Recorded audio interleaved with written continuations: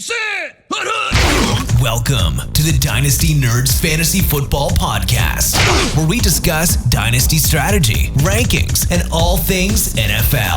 So get ready to geek out on fantasy football with your host, Rich Dotson. And welcome to the Dynasty Nerds Fantasy Football Podcast. I'm your host, Rich Dotson, and my fellow nerds, Matt O'Hara. Hey. And Garret Price. How's it going? That's going pretty good. We're in here week 7.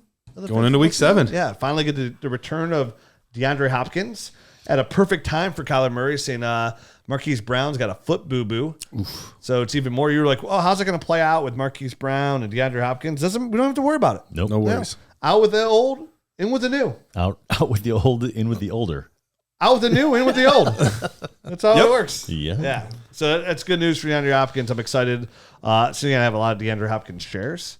It's good to finally get him back in my lineup. Not so good for a league. It's one of my redraft leagues. I traded for Marquise Brown. I traded Dameon Pierce for Marquise Brown in a redraft league. That hurts. I've got him right. I'm like, That's always the worst when you trade for a player and like literally that week they get hurt. It's the worst, man. It really is. It's like in the back of my mind every time I start like even sending a trade. I'm like, I swear to God, if I trade for this guy and he gets hurt, you get injured. I traded for Andrew Luck a week before he retired. No. Oh, I remember that. I remember you told me that. I don't remember that. I was sick. I do. That is. Hopefully you didn't give up much though, right? I gave him a decent amount. He was, like QB1. Like, of course you did. I don't think I've ever been on the. And I don't think I've ever been on. Which now I'm thinking about. I don't think I've ever been on the end of where I traded away a player and then they got hurt. And I'm like, yeah, look at me getting out just in the nick of time. It's always like, look at me again, bent over again. I have been on the other side of that. Have you? I traded away Kareem Hunt 2 weeks before his suspension when he was with the Chiefs. And I felt really bad. Like I felt guilty because the guy's like, I traded everything to get him. I gave you everything. And I was like, I'll give you a pity third. But at least that like you get him back. Right, like you're getting him back, yeah. Like when Andrew Luck retires, you're like, he's done. Those assets are just gone. Just gone. You got to start spreading rumors, like calling in, like rumors. I heard Andrew Luck's coming back, and you're like, yeah, I'll give me a second. Yeah, I'll take it. Recoup something, dude. People held on to Andrew Luck on their roster for like a year and a half. I did. Yeah. Well, you did because you gave up. I gave up so much. I still have him. No, just kidding. I haven't seen my daughter in 4 years. That's the process of doing business. You want to win ships or not? And that's the most important thing. I mean, on the bright side here at the Marquise Brown incident, it's not season ended. And we were talking about before the show, even though it's been a really weird year in the NFL and fantasy football as a whole, which, carries over to Dynasty, there's been no major injuries. Like, we lost Javonte Williams, but outside of that, He's the only major player to be out for the year. I've been doing this show now for going on 9 years, and I feel like every single week in the active season, it's like, here's a laundry list of guys that are out for the year.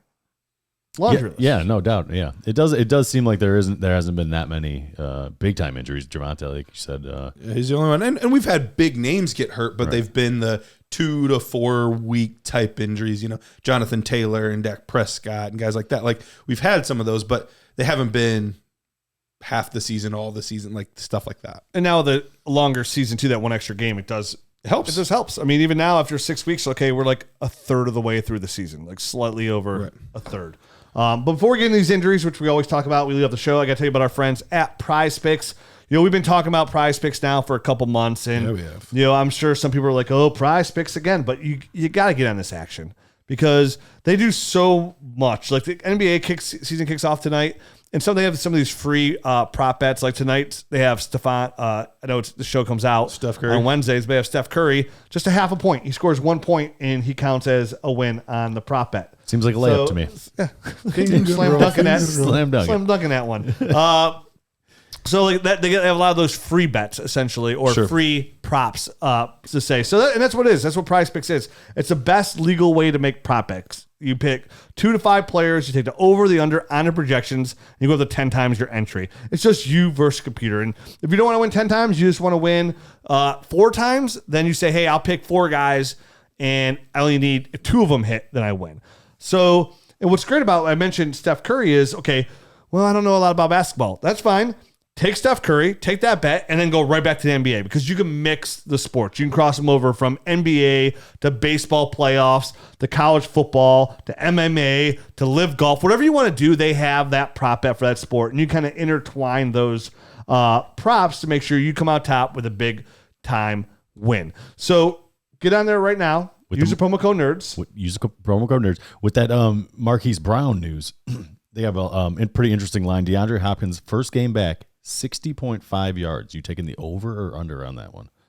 I'm taking the over. First game back First is game tough. back Is interesting to me. Is Lattimore back for the Saints? Because that will affect it for me. I think he's out this week. Is he still out? I know he was out last week. I don't think Lattimore's practiced. I don't think Landry's practiced, and Thomas has Okay, if Lattimore's out, then I'll take the over. If he was back, I don't know that I would. Little shaky on that one, right? Yeah. It's Thursday Night Football. It's a little close, but listen, if anybody's well rested, it's Nuke. Yeah. So 60.5, I'm taking the over on that. What else do I see on here?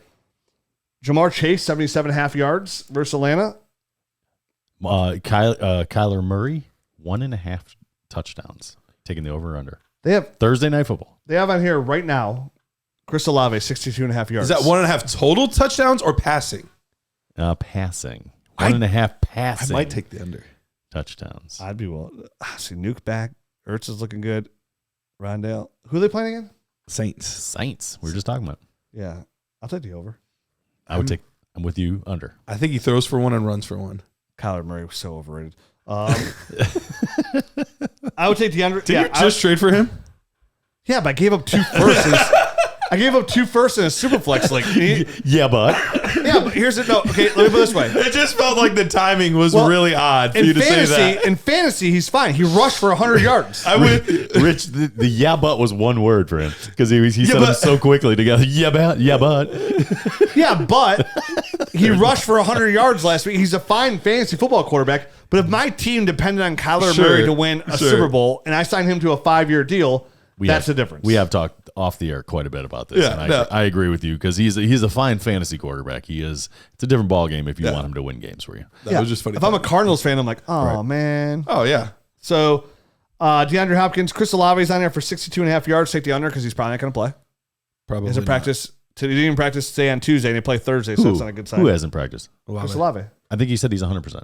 What? Is he? Yeah, I read that today on Roto World. Oh, well, maybe we should take it. I'm sorry. It was Jarvis Landry and Michael Thomas. Landry and yep. So I think Olave is going to play. Then smash the over then because he's the only receiver. Yep. Yeah, I take the over on that. I would take what else do I see on here? I saw some rushing yards on here in Prize. Whatever. Get on Prize Picks. Look at them those yourself. See which ones you like. You sit here and talk to yourself about it.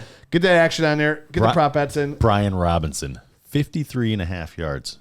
Under, because he's just not capable of getting more than like 25, right? Like that's it. Right? He's my Wait, who are they playing? Hey, if you don't listen to Nerd Herd Show, he's my sell of the week. Green Bay. We'll talk about it in the next show. Green Bay's got a pretty stout defense. So get on there, check them out. Prize Picks, download the app. Right now, the entries can be made in 60 seconds or less, and that's super easy. It's safe. It's fun. If you use the promo code NERDS, they're going to give you some free cash. And who does not want free cash? Get on there, win some cash, use that promo code NERDS. Let's talk some injuries. Hollywood injuries. Brown. Out 4 to 6 weeks, they say, with a fracture. Non-surgical, which is good. Which stinks because right now he's having a really good year. He's currently wide receiver 5 on the year. Been really dominant. Been a very pleasant surprise. When we look at these receivers at the top of the list, it's the same guys that you would expect to be up there, right? Like maybe you didn't expect Amari Cooper to be up there, but the AJ Browns, Devontae Adams, Jalen Waddle, Jamar Chase, Marquise Brown, Justin Jefferson, Tyreek Hill, Cooper Kupp, Stephon Diggs, CeeDee Lamb. Like those are your top 12 fantasy football wide receivers. Like, hello. Yeah, names you're familiar with. Yeah, very familiar with. AJ Brown. Speaking of that name, I just got him for like a first. I saw that trade. You got him. You stole him there. Yeah, I felt really good. First AJ Brown share. That's a great. Feel good about. Remind me what it was because I do remember you. It was a first and like a third and some player. Player. Yeah, some player I didn't like. And then I was like, man, I'm on a hot streak getting a player I don't like. Let me try and get Jamar Chase or Justin Jefferson. Yeah, I'm guessing that didn't work. I offered a guy who's competing. I offered Tommy. I was like, hey, I'll give you Dameon Pierce, Mike Williams, and David Njoku. Yeah, I would have said no too. No. He's a competitor. I think you guys like Mike Williams more than like the general world does, so that would be a tough. That's fair. That is true. I thought about offering him Debo and Dameon Pierce straight up. And that might have worked. I think it could have worked, and I was like, I'd just rather have Debo and Dameon Pierce. Because Dameon Pierce looks great. Week to week, you might be better off. Dameon Pierce looks great. We're going to talk about running backs here in a minute We are. of why like he looks great and why like what's the running back position in the whole. But let's talk about Marquise Brown here. We talked about DeAndre Hopkins coming back, Rondé Moore. This kind of gives a bump to him as well. He's been playing well. He's been getting the targets, he's been getting the looks, and he's been making some plays with them. Which is he's done every time he's got that opportunity for the most part. Hurt. I was gonna say, where is he at? I know I've seen him make a couple of plays here, here and there, but I haven't seen where his production is so far this year. Yeah, let me look it up while you guys talk about it. But is he behind DJ Moore? Current wide receiver 53. I would imagine he's probably down there somewhere, but I was just curious to see if he had like a breakout type of game. But so his past couple weeks, 7 receptions for 68 yards, 6 receptions for 49 yards. So not crazy amount of yardage, but 6 and 7 receptions in your first 2 games. Pretty solid. Not too bad. And I've seen him, unfortunately, do a lot of the dancing around and kind of losing yards type of stuff as well. Sure. Which I don't know how that plays there or not. I mean, and I was worried about his targets, with Nuke coming back, but that should maintain itself more than likely. And so he had 8 and 10 the past 2 games, which is, that's borderline wide receiver 1 targets. Yeah. I don't anticipate him having those kind of numbers, obviously, the rest of the way, but good from a target share perspective. So, and then they added, what's his name? Via trade. Robbie Anderson. Robbie Anderson this week. That doesn't move my needle.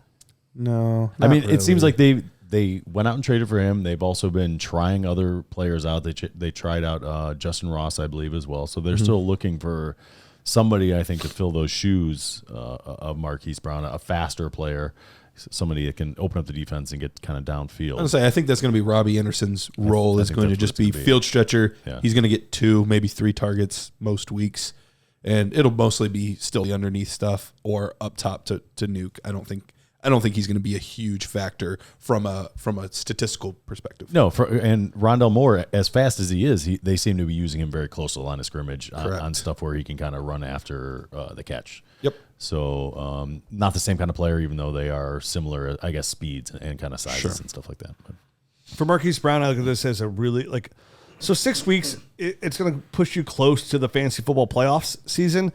So if you're in a rebuild at any time and you have any asset that's say a 27-year-old, 28-year-old receiver, like a Mike Williams, right? A 28-year-old receiver, and you have a chance to get a guy like Marquise Brown who's 25. This is a really good opportunity to make a move. Like these are kind of windows that I look for in Dynasty for buy windows. I was really hoping, I wasn't hoping, but when the initial report came out that he was out for the year, and there's a league that I am rebuilding in. Like I immediately put an offer in for like Mike Williams and just like for straight up this because the guy who has him he's a contender. Sure. Just to see if we go through, and then it came out that it was only 4 to 6 weeks and it was quick decline. But these are still good windows when you're rebuilding and trying to grab these players that usually are going to be hard to acquire that get some kind of depreciation, right? Like, so a guy like Marquise Brown missing 6 weeks is somebody's contender. Their wide receiver room is pretty shallow. This is a good chance to go out there and get him for just an older player in general. So I like the Marquise Brown buy because I still feel like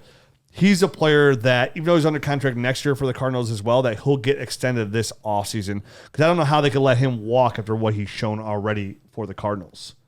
Yeah, absolutely. Yep. I mean, would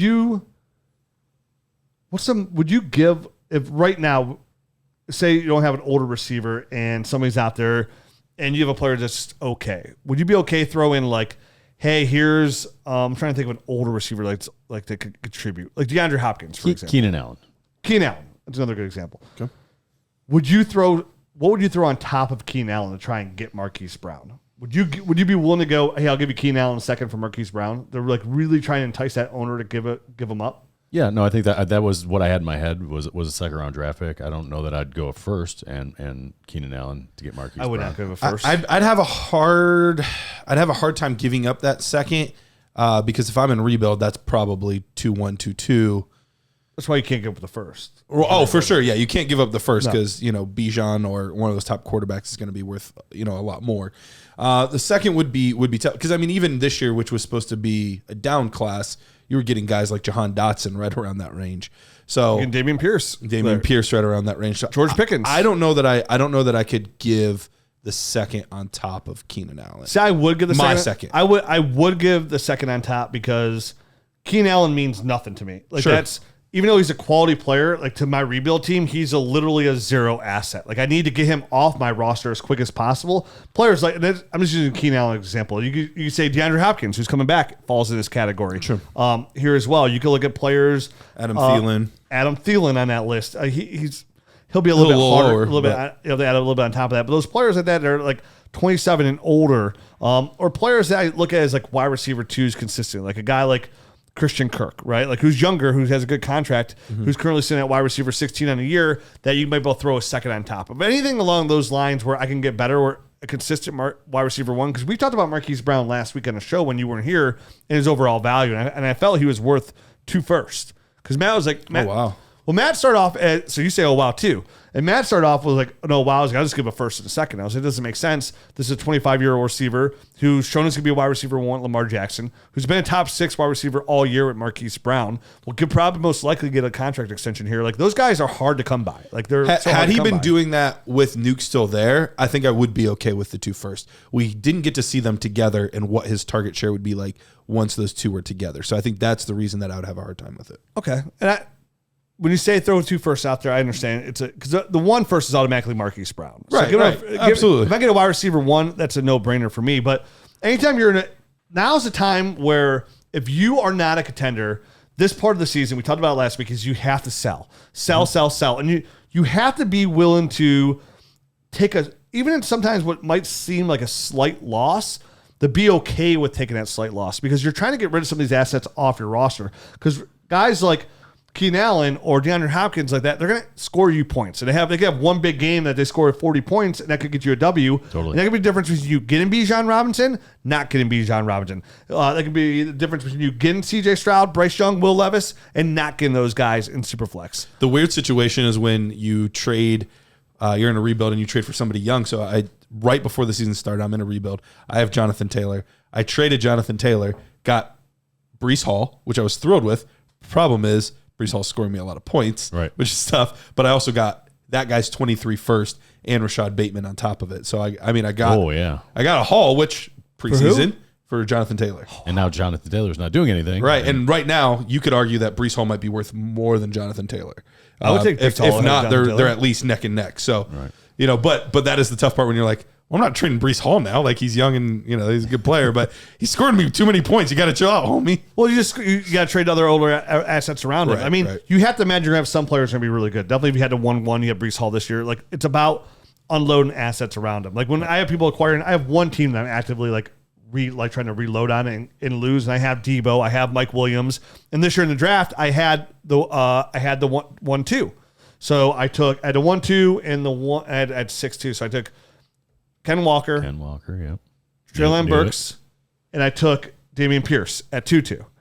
Well, now I'm sitting here with Kenneth Walker. I'm sitting here with Dameon Pierce. Looking good. These kids are scoring me all these points. Hey, chill out, guys. I'm telling them to chill out. I've got 2 wins. Hey, your foot's hurt. I squeaked. You don't know it, but your foot's hurt. I squeaked 2 wins out of it. I'm trying, and the guy behind me is 0-2. We have the same amount of points, but he's 0-2. So I'm 2 in whatever the record 2-4. And I'm like, I need to figure out a way to lose games. Like I'm desperately trying to offload these guys, and people are coming at me like, "Hey, I'll give you a second for Dameon Pierce." I constantly keep running back. I told you about this. Like, why would I trade you Dameon Pierce? So you took him with. For a late second, when I took him with a high second, and now he's panned out. It makes no sense. Yeah. So unload. Maybe find some guys that aren't doing so good that has some upside. Another guy who has some upside, J.K. Dobbins, has a hamstring strain right now. No update on that injury, but hasn't done much this season so far. He had that 1-2 touchdown game, looked good. Yeah. But they were easing him in 7-10 touches, like nothing crazy. And then he got 7 touches in the first quarter this week, and I was like, "Ooh, okay, here we go." And then we didn't see him the rest of the game. And then Kenyon Drake has a huge game. Yeah, and at first I thought, I was like, did he fumble? Did he get in trouble or something? And then to find out it's an injury, it's almost even worse. So hopefully he didn't re-aggravate something, mess anything up. Hopefully it is just a true hamstring strain, and he'll be back in 2 weeks or something like that. Yeah, he's an interesting. Like, are you buying J.K. Dobbins in Dynasty, Matt? I mean, I really like him as a prospect. He has had a hard time staying healthy. So this is one of these guys where if the situation is right, I'm buying, because I think his value has depressed somewhat. But if it's like I need this guy and I'm counting on him, I'm a contender, I don't think I'm going to go out and buy him just because I don't know that I can actually rely on him for anything.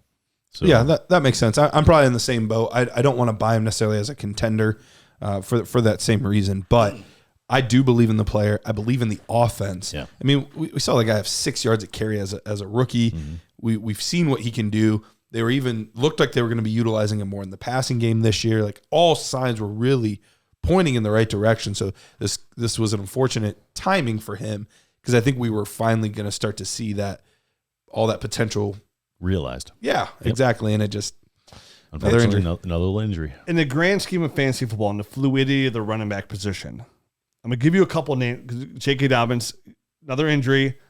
Every time you see an injury, every week counts. The value, it dips, right? Mm-hmm. And some guys rise up.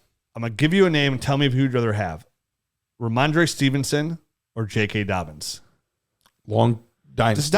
This is a redraft show. Okay, Garret. I'm just double checking. I would still rather have Dobbins. Yeah, but I love Ramondre. And that's what I'm saying. That's probably a deal you can get done right now. Especially for a contender, because you're going to get Ramondre, who I ranked him this past week as a top 5 running back in my weekly rankings. He proved that he is that guy. He got all the work. I mean, they gave him all the work with Harris gone, which was a bit of a surprise because we've not really seen that much out of a Bill Belichick offense. So for him to get that much work, I don't know what it's going to look like when Harris comes back. But we could see a changing of the tide of Stevenson is going to be the guy. Harris will still be sprinkled in, but Stevenson's going to be the guy. But the most important thing is he's getting the valuable touches. He's getting the receptions, and he's getting the goal line work. That's the important part. If you're not a contender, this is a perfect sell moment for a guy like Ramondre Stevenson, a running back, doing very good with his opportunities, but an opportunistic running back at play. Like there's dynasty values probably hashtag 2 years. And when I scouted Ramondre Stevenson, when we did the show, I said I like Ramondre Stevenson a lot. I think he's a real quality running back. If he gets the opportunity, he's like a perfect hashtag 2 to 3 year window. Yeah. Probably more to 1 to 2 years. And he's kind of fallen right into that, like everything worked out perfectly for that prospect. So what about Derrick Henry? Or J.K. Dobbins? I'm not a contender, right? Or am I? Not contender. Then definitely J.K. Middle of the road. J.K. for sure in that scenario. All right. Moving on to quarterback here, because we're going to talk about running back share in a minute. Kenny Pickett, concussion, expected return possibly this week. I know they said that Mitch Trubisky's ready if they need him. Yeah, no, I mean, he came in, won the game, obviously, so he is ready there in Pittsburgh. I mean, I think at this point you've turned it over to Kenny. As long as he's healthy, I think they're going to go with him as well. And I don't think there's really any changes in values for the receivers or running backs or anybody on the Steelers other than, can I start Kenny Pickett as my QB2 if I'm desperate? Right. That's really the only difference in who's starting there. Carson Wentz breaks his finger on somebody's – was his helmet? He hit somebody's hand. I didn't see the actual. I didn't see the. I saw. I think I'm trying to remember that he hit somebody's hand because they put the hand up and he put his hand into it and it just kept sitting there going like this. Okay. And he's out 4 to 6 weeks, so it's a while. He had to get surgery on there. They're gonna bring in Tyler Heineke. He's gonna be there. Maybe we'll get a little bit of Sam Howell action. That's what you're kind of hoping for. To me, this speaks of if they're not to Sam Howell in 2 games, then something weird has happened in my eyes. I'm with you. That's how I see it anyway. Like, why wouldn't you see what you have in a kid? Like Carson Wentz. You know what you have in Tyler Heineke. And I think this is their way of pretty good backup. Still maybe trying to hold on to the season, and seeing if they can make a run or make. The problem is their division's really good this year. I mean, the Eagles are undefeated. Giants have only lost 1, and Cowboys have only lost 2. So Brian Dable, coach of the year. Oh, absolutely, absolutely. So that's the issue there. So yeah, I'm really hoping so. He was, from, and I'm not a quarterback guy by any stretch of the imagination, but pre-draft. He was my top quarterback. I really liked him. I thought he was going to be not elite, but serviceable. He fell much further in the draft. All the quarterbacks did than I think anyone had anticipated, but saw good things in the preseason. Yeah, absolutely. Solid athlete, solid arm. there's a chance there. Yeah, as long as he's progressed in practices, from the preseason till now, I don't see a reason why he, from a talent standpoint, he's not better than Tyler Heineke or Heineke. Is Carson Wentz the quarterback of the Washington Commanders in 2023? No. Probably not. Man, probably washed up in 3 teams in 3 years. It's tough. It's a tough break for him because fantasy wise, he actually wasn't playing too poorly. He was to start the year. Overall, he was a top 12 quarterback. Yeah, the past couple weeks had been a little bit more rough, but I think he was quarterback 9, 8, something like that. Quarterback 9 on the year so far. Yeah, so I mean, he had played solidly.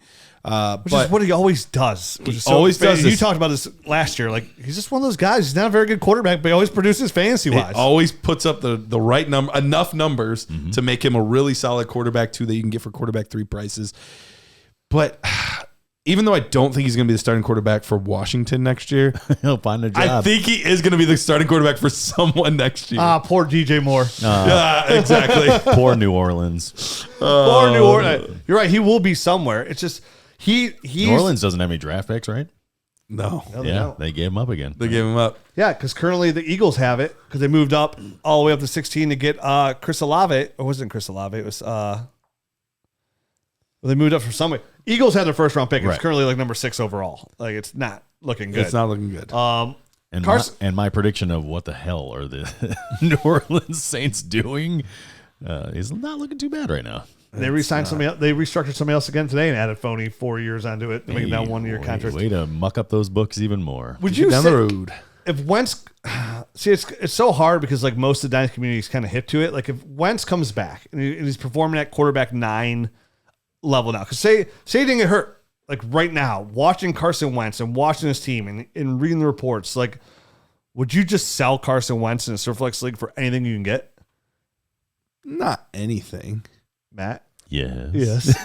Yeah. I mean, people have been wanting to sell him for years for anything they can get, and he keeps returning value. I think he's going to be annoying. I think he's going to be really annoying for fantasy, but I don't think we've seen the last of Carson Wentz. What about a quarterback that's at 15, not 9? Who'd you rather have? And that has no long-term stability. Daniel Jones or Carson Wentz? I'd rather Daniel Jones, actually. Daniel Jones. Yeah, he's played well enough with no receivers. I mean, the poor guy has had no receiver help. The offensive line is looking good, and Dable's finding ways to win, which keeps moving him down the draft order. Yep.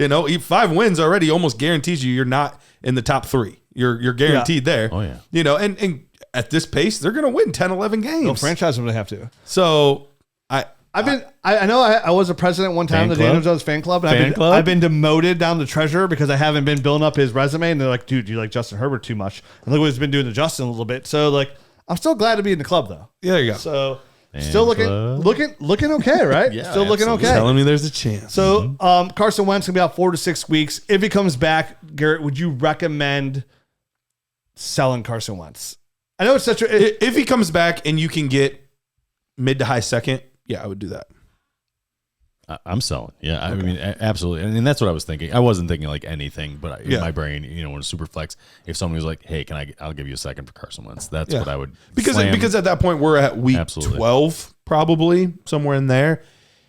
You're going to have a hard time knowing exactly what that situation is going to look like, how healthy he is, how out of sync he is with the receivers. Your chances are you're not going to feel comfortable starting him in the playoffs. So then at that point, why would you have him? It just seems harder and harder now to see, like at this point, that Carson Wentz has longevity in the NFL. Like there's like a long term, like all of a sudden he gets to another team and it just clicks and like he's the answer. Like we've seen this before. We've seen the Ryan Fitzpatricks. We've seen, oh my God, I forgot his name already.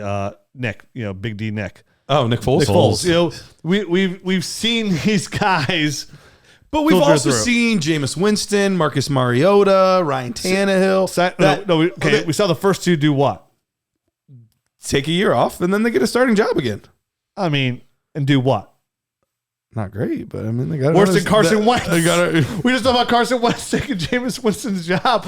They're in New Orleans talking about Andy Dalton might not get the job back to Jameis Winston.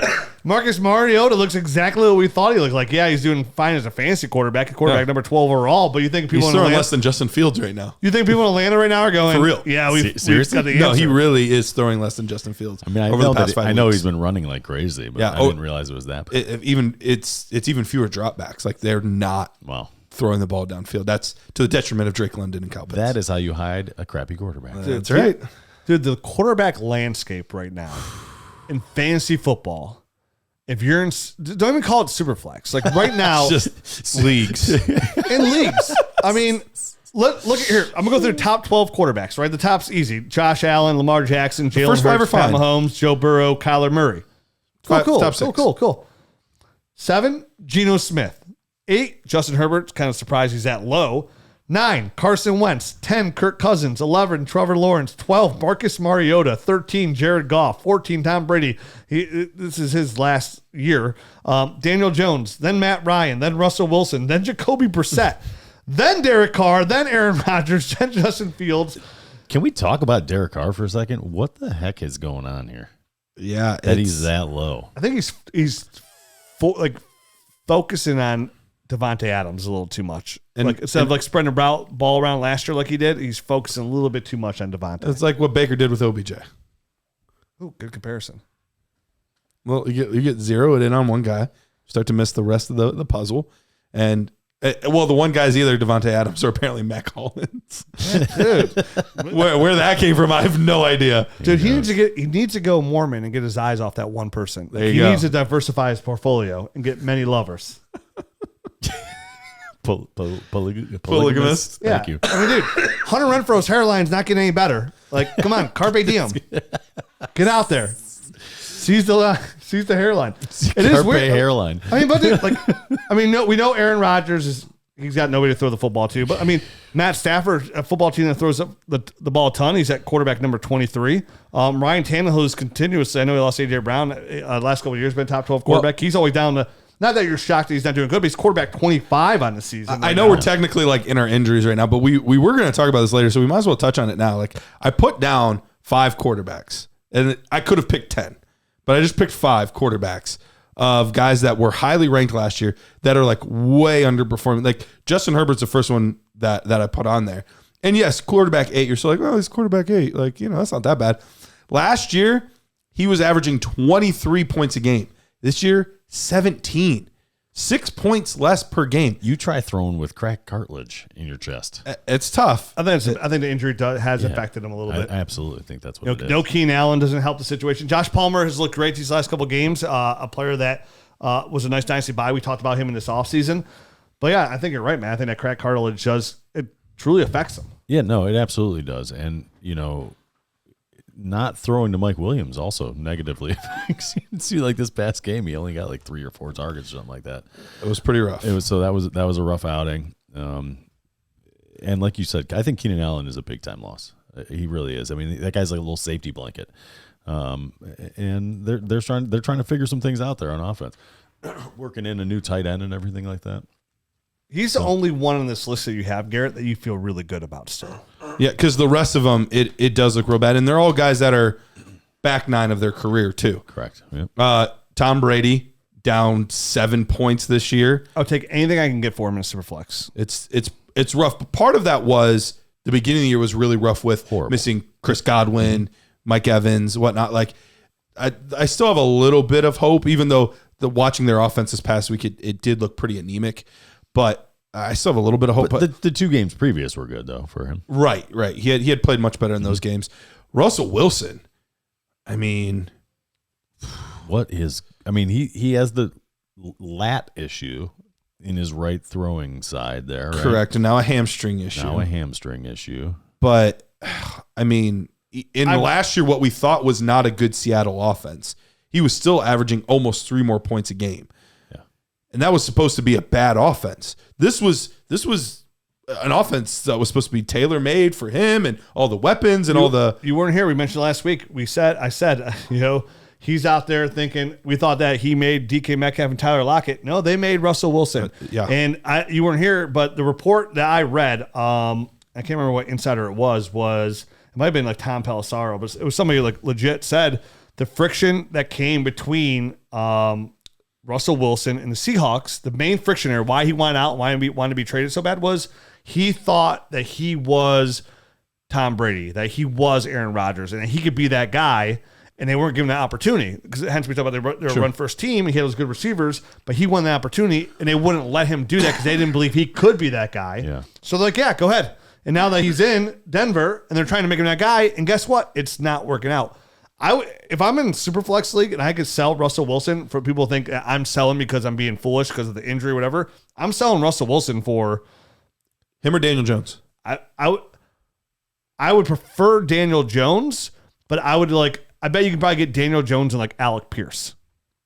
I would take that. Yeah, I would 100% take that. Me too. I would 100%. But I think that's the deal you should try to make right now is like find that quarterback, and I think Daniel Jones is a good example. Or if you can give +4 like Russell Wilson plus like up to even a first plus for any kind of upgrade on another quarterback that offers some upside, which isn't a lot right now. But I think for me, he's a hard sell. What about a guy that's struggling but I shouldn't say struggling, but hasn't looked great, but has upside like a Zach Wilson?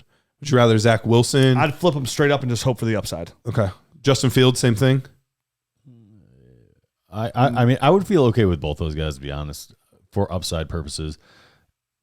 When we're, I guess, through with this discussion, I wanted to ask about Nathaniel Hackett. So go ahead, and finish up. No, we could talk about him now because the next guy on the list is Aaron Rodgers, who's down 7 points per game. And I think their original intent, I really truly believe their original intent in bringing Nathaniel Hackett there was they thought that would lure Aaron Rodgers to Denver. 100%. 100%. I'm going to tell you exactly what's going to happen with Nathaniel Hackett. This is clear as day. Is they hired Nathaniel Hackett to get Aaron Rodgers, like Garrett said. He didn't get it done. They did not get him. He was an offensive coordinator. It looked good because he had Aaron Rodgers and Devontae Adams, like we see tons of quarterbacks do, like Adam Gase. All these quarterbacks that get elevated like this, these coordinators that do. He didn't do it. They didn't get him. He looks completely clueless out there. He has no idea what he's doing. They have a brand new ownership group. This ownership group is going to get their coach. He is one and done. Yep. I am booking it. He is one I and believe done. it. I am with you too, and I wanted to bring that up because this whole situation might change. And there's already friction between obviously Hackett and Melvin Gordon. There's all sorts of weird stuff going on, and it seems very dysfunctional. So while I think we're having a valid discussion about Russell Wilson, I think in the background there might be some other things going on that could get better. Sure, and next year could have a different look for him. The tough part is still selling Russell Wilson. For you look at all of those ancillary pieces, the Cortland Suttons, the Jerry Judys, all the receivers, tight ends, all that. This is going to end up then being their third new offense in 3 years. Oh, I get it. That's not usually a good recipe. Usually a first-year coach, sometimes it works out, but a lot of times it's not till their second year. Look at the Eagles right now. I talk about this every year. Wait till their second year in the same offense, with the same coordinator, the same coach, same quarterback. That's usually when everything comes together. Clicks. Right, absolutely. So It's massive. That's why the Ravens are always good. It's why the Chiefs are so good. Those quarterbacks are in the same system over and over and over again. It's tough. But then there's always the teasers, like the Giants, that change offenses and it looks great just clicks. Yep. All of a sudden. Yep. And they went from like a bunch of different coaches kind of, So if they can find that guy. But they hit the real coach, though. That's a big difference. Like Brian Daboll's like a really good coach. Like he took the Bill. He did really good with the Bills. He's done very well throughohout his career. He was in New England for a while. He was in Cleveland for a little while. Yep. And he went out there. That's not a plus, though. It's not a plus, but he's worked out. Like they have a clear path. My buddy's a huge Giants fan. I texted him. I think it was last week. I was like, "Congrats on another win. It looks like you actually hit a home run with your coach, which is really good. Daniel Jones is looking good out there. Saquon's healthy. Like once you get a couple wide receivers, like this team's going to be able to do something." And he was just all happy about it. And I was like, the big thing is just hitting on your coach. Like it's so important to have a good coach at any level. No matter what sport you play, like you got to have a good coach. So for me, for Russell Wilson, going back to that, I'm with Garrett. Like if I could flip Russell Wilson I'd be a little bit more concerned about Justin Fields. But if I get Zach Wilson, I'd be okay with it. Justin Fields, I'm just a little bit concerned. Same thing. Coaching looks a little bit off there, more confusing. I feel like they're almost breaking him a little bit. Like he's not seeing the defense as well as I'd hope he'd see him too. Yeah, it's taking him longer to process than I would have thought, but still the rushing forever, dude. But still the rushing upside. I mean, over the past 2 weeks, I think he's quarterback like 6 or 7. Like he's still getting the fantasy points. The thing that will scare me is if the Bears record is in the bottom 3. Then I would be scared because we could see a situation where they just decide to turn the page and get a new quarterback. That's what would scare me. As long as they're outside of that top 3, top 5, I feel okay. And I think there's a chance to turn this around because similar to other quarterbacks we've seen, there's not a great offensive line there. It's okay. It's not a great offensive line, and there's no receiving weapons. He just doesn't trust anybody there. See, I think even the Bears do finish really high. Like I think what's fortunate about some of these teams, like they have these quarterbacks is, even though some good quarterbacks in this draft, and obviously we'll see how it plays out in the end of the year, it's going to look a little bit different, but like Will Levis, there's another quarterback, I can't remember who, it's in my tongue now that said, like, don't sleep on this guy, is going 1-1 as well. But there's guys like Will Anderson that are at the top of the draft where like, hey, you take that quarterback, like the Bears would love to have Will Anderson. Yeah, there. Be the new Khalil Mack, yeah. Yeah. So I wouldn't mind a guy like Justin Fields, but here's the thing. With Russell Wilson getting Justin Fields, you could probably get Justin Fields plus. You could probably get Zach Wilson. You could probably get Zach Wilson plus. So I'm not saying go out there and trade Russell Wilson for those guys straight up. Like try and work out some deals. Like try and get, like I said, Alec Pierce on top. That's like a good example. Yeah. Sky Moore, a good example. Some good young upside where you're getting all the youth, you're getting all the upside. If it doesn't pan out, guess what? You're still at the bottom. You'll still get that because you're trading away good assets. Remember, when you're rebuilding, you're trying to get rid of these quality players that are going to help you out right now because all it does is move you down the draft board. You're not trying to move down the draft board. Right. You're trying to do everything you can to move up the draft board. And that means you got to liquidate assets. It's not about, you're not just trying to get like the perfect value. You're trying to get upside, guys that are out for this year. And the most important thing is you're trying to move up your draft board. You're trying to get those top players that are going to put you in position long term. And we mentioned this draft class is going to be really deep. And throw Superflex out of it. It's going to be a really deep class without Superflex. Like you have Jahmyr Gibbs, you have Bijan Robinson, you have Jordan Addison, you have Jackson Smith and Jigba. I know he's been hurt, but he's still a very high quality receiver. Mm-hmm. So there's players out there that are going to help your dynasty team for the future. Bijan Robinson is, I know he's going to fight with Breece Hall, but there's a very good chance when this is all said and done, when we start the 2023 season, that Bijan Robinson could be my number 1 ranked dynasty running back in all of dynasty. It's he's in the that talented. He is that talented. I haven't said that about any running back coming out since Zeke Elliott. And I was right about Zeke Elliott. When he came out, he ended up being a 1-1 because I remember people were like, oh, you're an idiot. Zeke can't be the dynasty running back 1-1. I'm like, well, he's my dynasty running back 1-1. And people are like, well, you're an OSU homer. And I'm like, no, it just has to do with he's really sweet. I have the same feeling about Bijan Robinson. With his pass catching ability, we've obviously seen Breece Hall do that as well. Mm-hmm. I feel like even with Jonathan Taylor, which is great, Jonathan Taylor's great, but listen, he's too far into the league now for me. Give me Breece Hall, give me Bijan Robinson as my 1-1 and my 1-2 dynasty running backs going into the 2023 season. Real quick on these last 2 quarterbacks. Both guys were top 5 last year. Aaron Rodgers, currently quarterback 20. Matthew Stafford, currently quarterback 23. And Stafford is really the last guy that is a starting quarterback and hasn't missed any time. So he's basically been the worst of the consistent starting quarterbacks. An elbow injury right before the season. And maybe it was more significant than we thought, or maybe that offense is just Super Bowl hangover. I don't know. I mean, obviously the running game isn't it's non-existent. Yeah, basically. I mean, and they, you know, whatever Cam happened. Akers is done. Yeah, he's done. I mean, Cam Akers. He said he's done. The team said he's done. Yeah. They'll trade him to somebody, but we'll see if he even gets an opportunity. I said he was done before going the year. That's just me. Just some I said crystal trade him balls. for anything you can get. No, you absolutely did.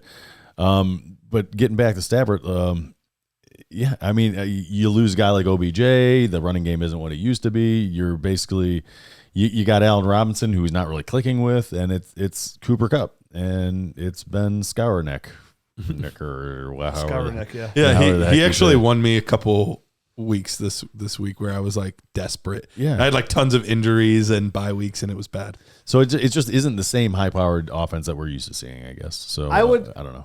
I would test the waters on Matt Stafford if I was like in a super flex league. So you're not that worried? I'm worried. I mean, he's 34, but like, sure. I'm worried for this year. I don't think his elbow is going to get better. You know what I mean? I don't think any of this stuff's going to get all magically until the cured off season. Until the off season, I think he's probably going to have some sort of procedure. It's going to get cleaned up like as soon as the season is over, and he's going to go into next year and be fine. I'm testing the waters to see. I think his value can only go up significantly. Yeah. So he can go from, if you can get him for 2 seconds, and then next year you can get it first. You know what I mean? Yeah. Like, I think his value go up. Now, Aaron Rodgers, on the other hand, like, I'm selling. At least for Russell Wilson, you have that 5 years like locked in. Like he's locked in for 5 years. Like he's going to play for 5 years no matter what. Like that holds value in itself. Aaron Rodgers, he retire tomorrow. He just like screw this. Like I'm done. I'm gonna go do some ayahuasca. I'm gonna go find a new girlfriend every other month. Like this is it for me. I got a new tattoo on my butt. So for me, he's a different cat. You know what I mean? For real. He falls into. Like, if we were in Superflex, I would sell Aaron Rodgers for Sky Moore straight up. Like, that's what I would sell him for. Wow. Like, I'm looking for some kind of young player that hasn't done a lot right now that I can get some upside for because there's no long-term value for my team here. Because that's the difference is when we mentioned before about, like, Tom Brady, I'll take anything. Like, or selling Keenan Allen. It's not about having a year or two left. It's about your team. Yeah. And where does your team sit now? It's not about nothing else matters at all. Besides your team, that's all you have control is of your team. So in a rebuild, would you target some of those 3rd round quarterbacks from this class? Ritter, no. Malik Willis, nope, because I don't see. That's such a long shot of upside. Okay. It's such a long shot of upside. Like Sky Moore is an upside prospect, but still he's a long shot. But at least he's a prospect, right? Right. Good team, good capital, good draft capital, all that. I would take for a contender that needs another quarterback or needs some depth. Like I'd be more than happy to take 2 late seconds for Aaron Rodgers. Like you may be able to squeeze that out of a team, like 2 late seconds, a 23 and 24. Like then that gives me my high second and gives me the other second. Now I can package those to move up a little bit more in the first. So on those lines. But there's no long-term value for Aaron Rodgers for your team. Even if you're contender, there's no value there. And that's another aspect when you're playing Dynasty is like you have to focus on. So many people are so worried about losing trades, right? Like they're so worried about, oh man, I didn't get enough, or like, and out of a vacuum you put on Twitter and like, oh dude, you got ripped off. You got a third. Like, it does not matter. It does not. Even if you got a third, honestly, if you got a 3rd round pick for Aaron Rodgers in a Superflex league and your team is in a rebuild mode, and that's all you can get. Say you put out there, hey guys, I gotta get rid of Aaron Rodgers. I'm taking the best offer by the end of this week. Send your offers in. And the best offer you get is a 3rd. That's better than having Aaron Rodgers on your team. It's better because you're not contending. He's a negative asset because he's gaining you points. And after this year or next year, now you get nothing. And in a 3rd, maybe you got Daniel Bellinger. Maybe you got Greg Dulcich, right? That's value. Yeah. This year, you're going to got Cade Otton. I got Daniel Bellinger in all my leagues. I got tons of Greg Dulcich. I think I got Daniel Bellinger in almost all my rookie drafts. Like not in the ones that I was in. I did get some of them, and you did because you tried to get. You were mad that I took them, but you know what I mean. Like so, there really is. We talk about there's like it's real hard to make that 3rd round pick, but this year my number 1 target all 3rd rounds was Daniel Bellinger. That was my number 1 target. So I got a decent amount of shares of him. That's a true dynasty asset right now. If you're in a Superflex tight end premium league, or not even just a regular league right now, the state of the market. And we saw Daniel Bellinger put up like 19 points this week. He's already got a good report, Daniel Jones, on a team that has no receivers, right? That's an asset. That's a positive asset you have on your taxi squad that's not giving you a lot of points. And that as he develops in next 2 to 3 years, you might have a top 7 dynasty fantasy football tight end. You might. That's a positive asset. So that 3rd could be something. Where Aaron Rodgers is a negative asset. He's literally he's hurting your team. You want to know about a negative asset? Yeah. Yes. I bought quite a bit of DJ Moore on Prediction Strike. Oh. And that has been a negative. Now, I got a lot of Michael Pittman Jr. too. So it balanced out, but it could have been much better. Yeah, it's like DJ Matt Moore jumping in a cold pool. But you can go there. You can be smarter than me. You can go to predictionstrike.com, not get DJ Moore, get somebody like Dameon Pierce that is ascending. Or Daniel Bellinger. Yeah, I want Daniel Bellinger over Pierce because Pierce's value can only go down. Well, at this point, that's true. But if you got him in the offseason, you did very, very well. But you can head there, or you better yet, go to the app. beautiful app that they have. Use the promo code Dynasty and receive a free share of a player. That's right. Go to predictionstrike.com. It's just like the stock market. Buy, sell, but it's these things that you know called fantasy football players. Do that. Predictionstrike.com, promo code Dynasty. All right, let's get into this. Let's close the show with this topic because we mentioned Dameon Pierce. Let's talk running backs, right? So there's 3 rookie running backs right now that are doing really well as of so far in the season. We have Breece Hall, Kenneth Walker, Dameon Pierce. Yep.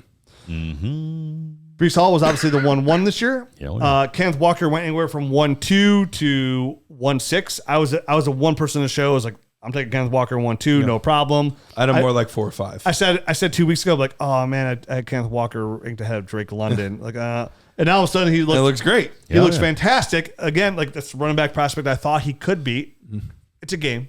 I'm not gonna go high five myself. A lot could change real quick either way, positive or negative. But it's good. Really good signs though. He looked really explosive this week. Absolutely. So what's the question here of these 3 running backs? So the question here is, where would you rank these 3 guys? Right meow. Top of my list. Those are your top 3 running backs? They're not my top 3. I mean, Saquon's up there still. But listen.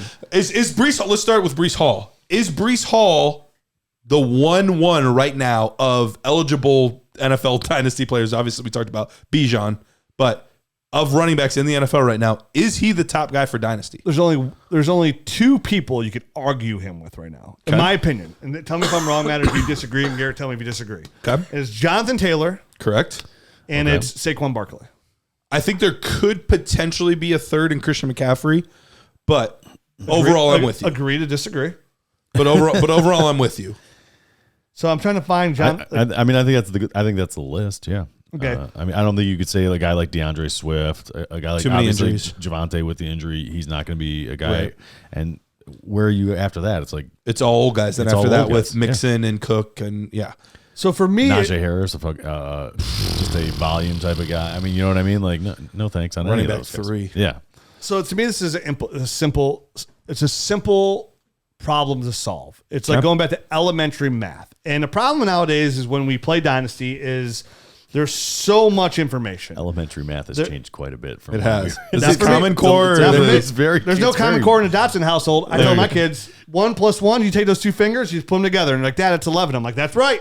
You're a Dotson. You're a Dotson. So for me, like, again, there's a lot of analytics out there. There's a lot of stuff out there that help you play Dynasty. And to me, like, I like to, and what we try to do here too is like, we try to simplify the game, right? Like, because to me, Dynasty is a very, like, when you break it down to its core, it's a very simple process. And it's what our show is based on. This is our show. Like, if you enjoy our show or you want to know what our show is about for the first time you're listening, this is our show. Who to buy, who to sell, who to draft. Those are 3 core principles in my eyes of playing Dynasty Fantasy Football. And it's that simple. It really is. It's that simple. How you get there is fine. But like I want the simplest path to get anywhere. And when it comes to Dynasty Fantasy Football, the running back position, it's very simple to me. First year contracts, under 25, 4 years on their deal there to be on team. Those are my top running backs, and there's no change in it ever. Because the historical data and what I see year in and year out, those are the top guys. Those are it. All the time. Once they get to that second contract, They're not the same players You have usually. guys that play a little bit into it, like you have Alvin Kamara, you have Dalvin Cook, you have LaShawn McCoy, you have that's fine. exceptions though. Those are always exceptions to the rules. Yep.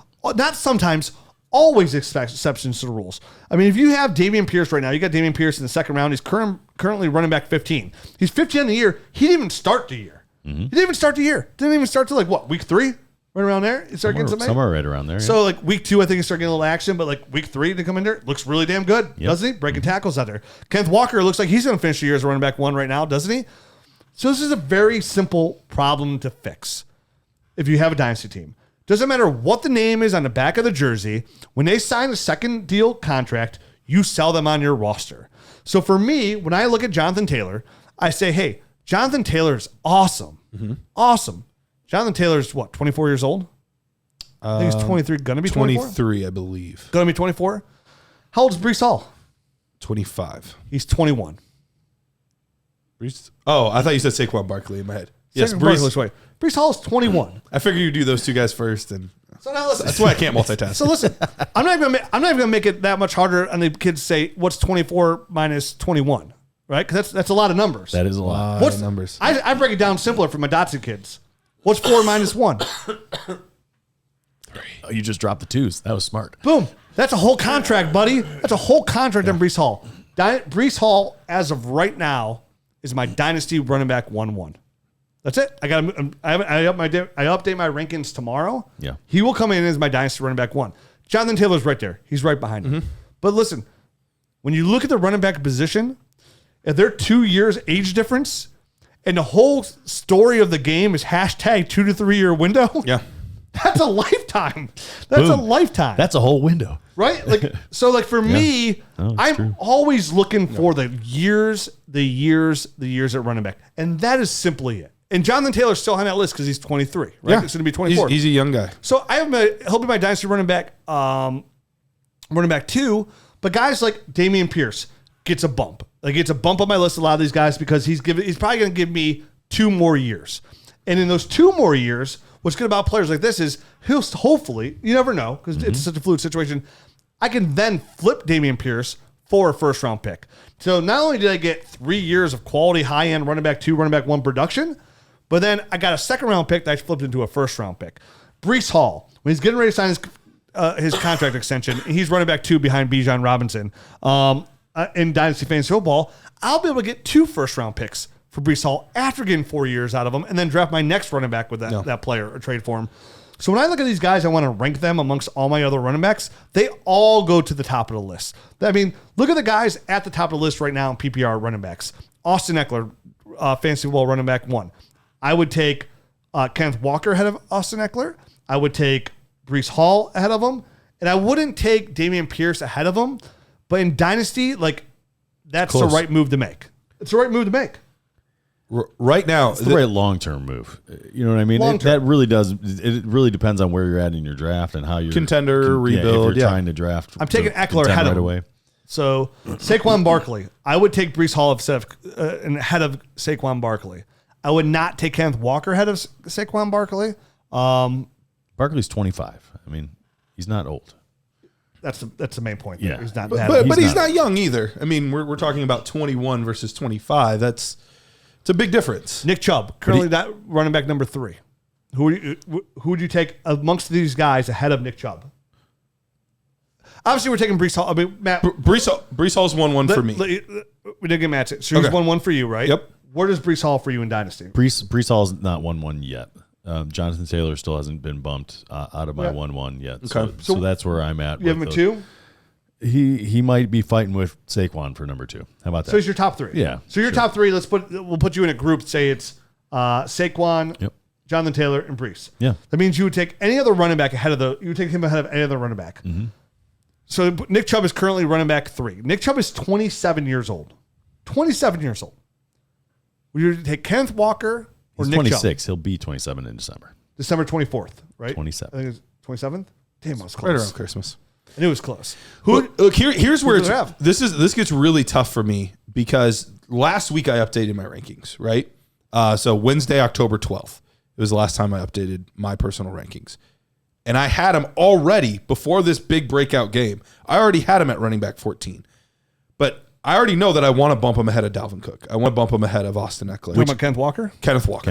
Okay. So really where it comes down to is it comes down to, can I get him inside my top 7 is kind of where I'm at right now. Because would you take him over Najee? Easily. Would you take him over Austin Eckler? Yes. Where do you have Eckler at in your ranks? Currently, I have him at 10. Okay. I would take him over Eckler as well. Really, the guys that he's going to battle, and I don't think he's going to get ahead of them. Mm-hmm. I think Javonte, Swift, and McCaffrey will stay ahead of him. Yeah. You wouldn't take him over Javonte Williams? No. I don't think he's as good of a prospect. Javonte doesn't have a clean. Javonte's got the bad knee injury. He's got the J.K. Dobbins injury. And we saw J.K. Dobbins play this year. Yeah, I would still take Javonte Williams. Okay. I would take Kenneth Walker above Javonte Williams. Yeah, I can't do it after like one good game. See, I But you had him higher as a prospect than I did. The what he's done, the forced missed tackles, the speed, getting the edge, like everything that I sat here and preached about for months on the show about Kenneth Walker, because I know I was way big on Kenneth Walker, and you guys were like not as. I know you guys liked him, but we had him at running back 2 as well. We just thought there was a bigger gap. Yeah, I had him as my 1-2, and you're like, I'm taking the receivers ahead of him. So for me, when I see that translate to the NFL, then I immediately just process it as like, okay, my work has paid off for me. So I know it's just one game, but it's not just, for me, it's not just one game. It was months of watching film and see it translate. So for me, I would take over Javonte Williams. I'm a much slower burn. I always have been. I take much longer to get these guys all the way up to the top than you. You have always been like that. So you would take Javonte ahead of Kenneth Walker? I would, okay. Yeah. I would still have Swift ahead of him as well. Yeah. And I would have McCaffrey ahead of him. Swift counts. I would definitely take Swift ahead of Kenneth Walker. Another injury, another like still missing time. It's like, buddy, you got to be on the field. Like it's just you got to be on the field. So so it really comes down to I have at 7 and 8 Mixon and Chubb, and that's really where I'm struggling. I think I would probably take Walker ahead of those guys. But that's Walker ahead of those guys. That's the range for me right now. You would easily take him ahead of Chubb. That's interesting. Chubb's about to be 28 years old.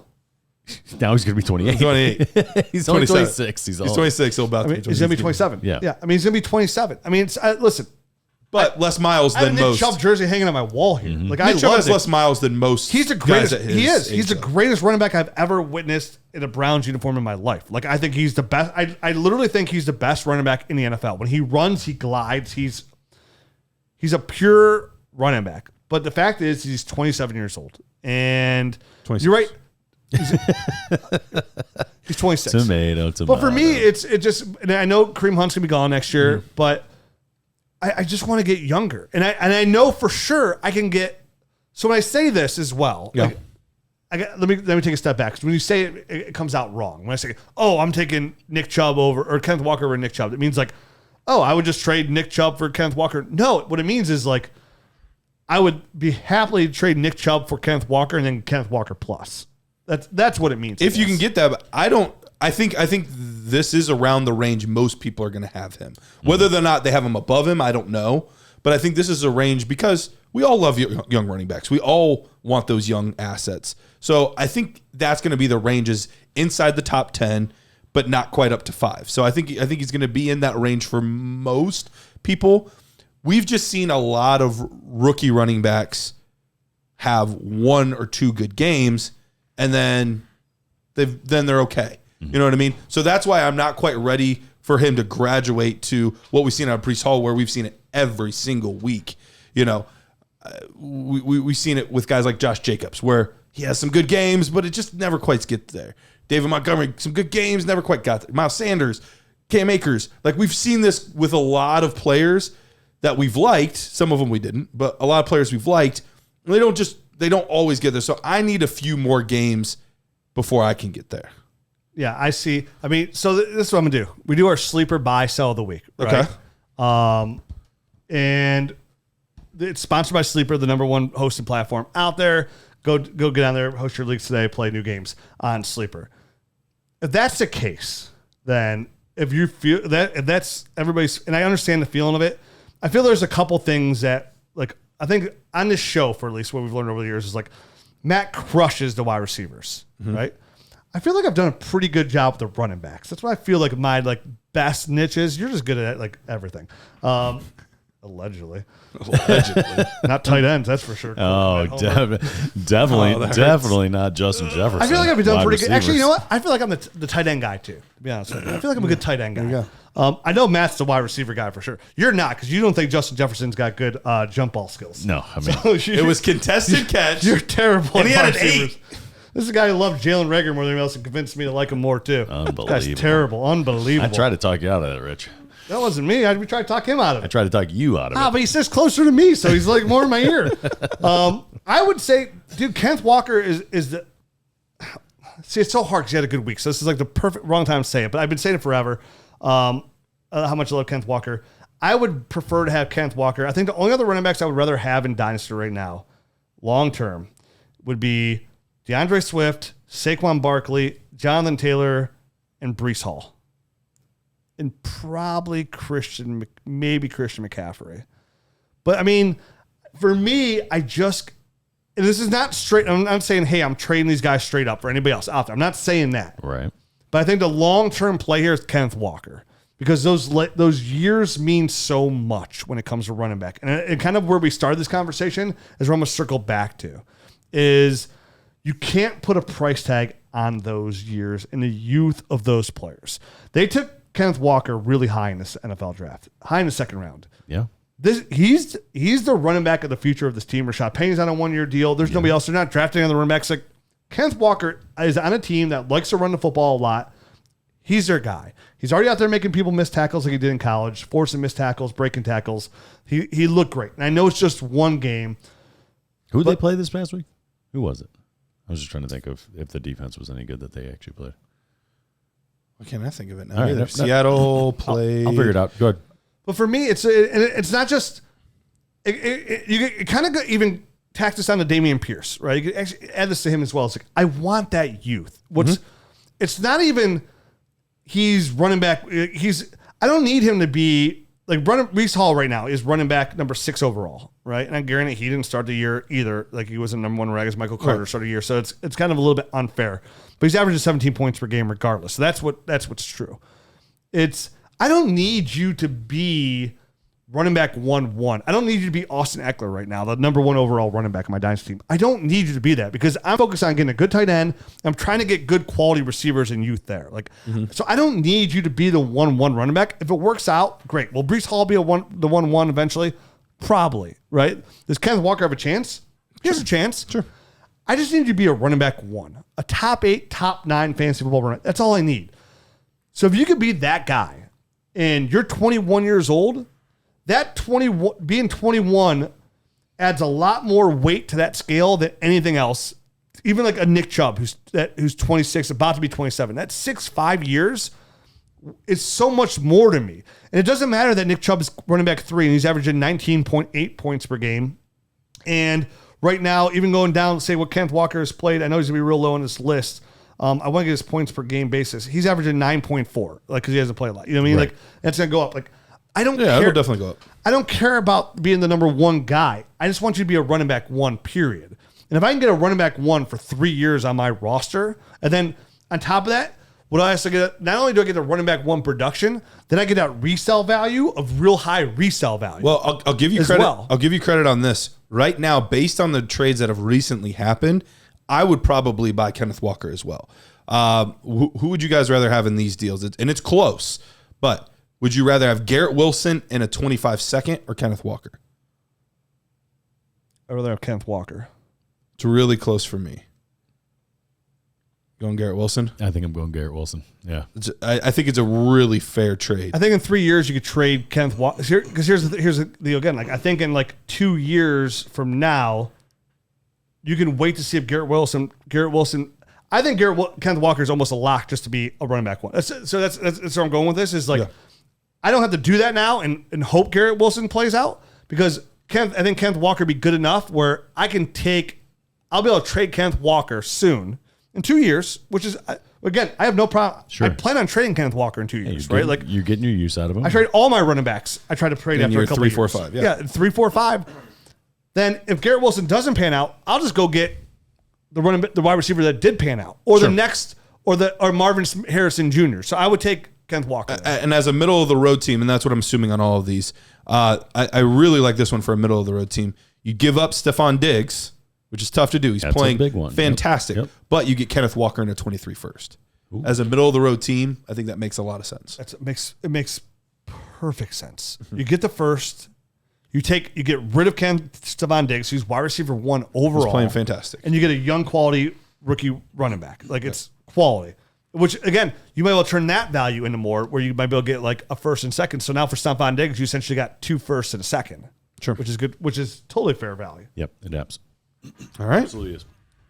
So that's it. So so the big thing here for me is like, it's just a youth on a running back. When we've been saying it for years, hashtag 2 3-year window. It's on my Twitter profile. I've been saying it on this podcast. Literally, it's my phrase for 9 years now on this show. It's hashtag 2 3-year window. I've used it for 9 years straight. It's because that's what I look at as my overall dynasty team windows, but more importantly, the running back position. So I know it's hard to do. It really is. It's hard to trade a guy who's 25 years old and he looks like a stud. But even Saquon Barkley, after this year or possibly next year, and I think Saquon's a little bit different because he's an outlier because he's so talented. Sure. And there's always players like that are outliers. Absolutely there. And I think Saquon's definitely an outlier. But outside of him, you have to be willing to let these guys go and take the king's ransom in return because that's what you get. It's why I traded Jonathan Taylor in the offseason. It looks like a beautiful trade. And people are like, I can't believe you're trading Jonathan Taylor. He's just a 1-1. But you got Breece Hall, who literally, that ranking flips its head a full 180 within 12 months. All the time. All the time. We talked about it this year. Oh, yeah. All the time how class that's different. We did a whole show on it, if you go back a year and a half ago, about the odds of you being a running back 1 more than once in your entire career. That's not the running back 1. A running back 1, a top 12 running Yep. back. Matt and I dug deep. We went back about 10 years of studying running back 1s. And then if you go back and find that show, it was like a little over a year ago, last summer, the odds will blow your mind away. The odds of you being a running back 1 more than once, it's like 17%. It's about 17%. Yeah, that's ridiculous. The odds of you being a running back 3 times in your entire career, this isn't just in a row, in your entire career, it's like 7%. It dropped way down. Yep. Significantly. Yeah. And 4 times is like 3%. Like it's like insane. And it was almost nothing. Those are I like think Jamal Charles, yeah. Sean McCoy's, and there were some weird names that got in there too. Like it was like consistently like 12th or something like that. You know, so I know it's a hard thing to do to trade those kind of players away, but you have to do that if you want to be consistent. Because at the running back position, I've said it over and over again, and here's another show where I'm just doing it, and I'll say it again for the rest of the time I'm doing this show, and I'm with Dynasty Nerds, is running back should be the most fluid position on your roster at all times. Yep. Just keep it flowing. So that's it. We're back next. Want to do a little Nerd Herd show? Let's do it. So we're going to jump in. We're going to do the Nerd Herd show. We're going to talk about some more players. If you want to join the Nerd Herd, all you got to do is go to dynastynerds.com, sign up, download the Dynasty Nerds app. It's currently a Dynasty Nerds mock draft tool app, which is really fun to play with now. Definitely as we get closer to the rookie draft, that's where it's really fun to use. Or if you want to practice doing some startups. But everything we have, the Dynasty GM and everything, is going to be moving towards that app. We're going to have a Dynasty Nerds app come in there. If you want to join the Nerd Herd, this is the time to join it, right? Like you're in the middle of the road. You want to overlook your whole team. We have the League Analyzer. We have the Dynasty Nerds film room with tons of all 22 film. Go down there. We got the Nerd Score. We have a lot of good tools for you to help manage your teams throughout the year, the whole year. And offseason is the most important part of the year, right? So right now, trade calculators, league analyzers, we have those. But the film room, an off-season talk, and a bonus podcast all comes with the Nerd Herd. For the price of a cup of coffee, you could join the Nerd Herd, support the cause, support Dynasty, support Dynasty Nerds. Come out, check us out, join Dynasty Nerds, join the Nerd Herd, and get that extra podcast, which we're diving into right now. Adios.